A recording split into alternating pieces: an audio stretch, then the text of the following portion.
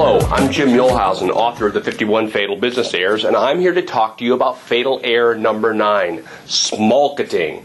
Well, some people kind of have a hard time between the difference between what is sales and what is marketing. Well, sales is what I like to call that you have to push the product. That ultimately the product is good, but it has to be sold.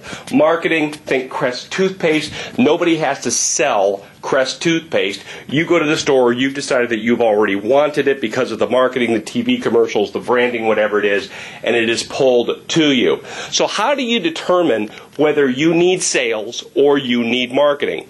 Well, let's work with this scenario right here. Let's say that the world's greatest salesperson walks through the door of your company. However, you're not allowed to do any marketing. You have to shut all marketing, all branding off, and only sell. But this is the best sales gal or sales guy you can possibly imagine. They are a trained killer. What happens? Do your sales go up or do your sales go down? You have to ask yourself that question. And for most people, what they really need is more sales, not more marketing. The problem is marketing's easier. I can send letters, I can buy advertising, and I don't have to do that blood and guts selling stuff. So, that said, what most of us default to is marketing, not sales. So, if you bring in the $300,000 a year sales stud or studette, most people's sales go up. But ask yourself that question. I shut off all the marketing. What happens to my sales if I bring in the sales superstar? Now, flip it around. No selling. I give you the world's worst salesperson, and the 18-year-old kid who didn't graduate from high school and no training. I mean, paint your worst case scenario. But your marketing, your branding, we have the best New York ad agency working for you, and it's marketing out the wazoo. Does your phone ring? Do your sales go up if your marketing excels? You just have to ask yourself, if you could only pick one of them, what we want to do is we want to pick both. Well, no, you can't pick both. There's only one of those two. Pick your one. Which one does better? Now you know what you need to focus on. Another comment is, I think that we all, we're business owners. We have big egos.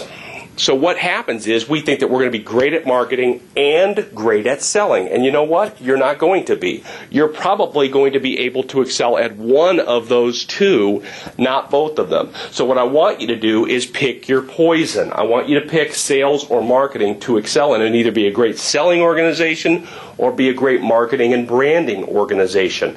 So once you've done that, then you know where you need to put your organizational efforts. Final comment on this point is I think that most people grossly undervalue how much a customer is actually worth. I'm not talking about retention. I strongly recommend you work hard to retain your customers. However, what I am stating is, how much is a new customer really worth to you? Here's how it typically plays out. I believe that you, like most business owners, grossly underestimate what a new customer is worth to you, that it's worth a lot more to you than you give it credit for. And because you think it's not worth as much as it is, you underspend on your sales and on your marketing. So let's play a little game. I have a customer that's, we'll call it in my hip pocket. Now, put your ethics aside. This is going to be for example's sake. I control this $500,000 a year customer, and they're going to buy as long as an average customer buys from you. That might be a year. That might be forever. But they're going to buy a long, long time. They're going to be a great $500,000 customer to your company.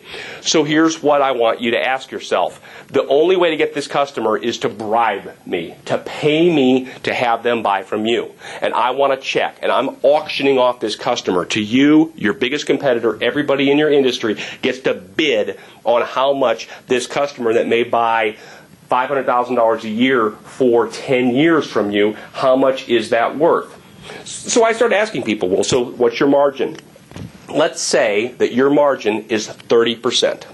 So you're going to make $150,000 a year in margin from this new customer. Times, say, 10 years. That's $1.5 million.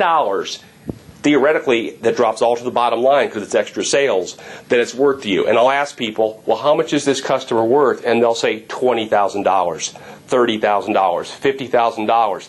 That's a ridiculously low amount. There's some research out there that says that it should cost you 1/3 of the lifetime margin of a customer to acquire them. Start running that math. $500,000 to buy that customer from me. Now, that said, if we were to take that $500,000 and invest it in sales, invest it in marketing, whichever is your poison, now you're going to start to have success. So what I'm saying is that people think a customer's not worth as much as it really is, and it doesn't cost as much to get one as it actually does. So then they underspend. They get crummy salespeople. They don't spend enough on marketing. They don't hit it hard enough. And the way it ends up working is when you do 90% of what you need to do to get a customer, you don't get one. It takes 100. So when you underspend on those functions, you end up not getting the customers. So my recommendation is try overspending instead of underspending and see what happens. It's just data. What you may find is that makes the difference. Run your numbers, see what a customer is worth to you, and I'll look forward to talking to you on the next Fatal Error.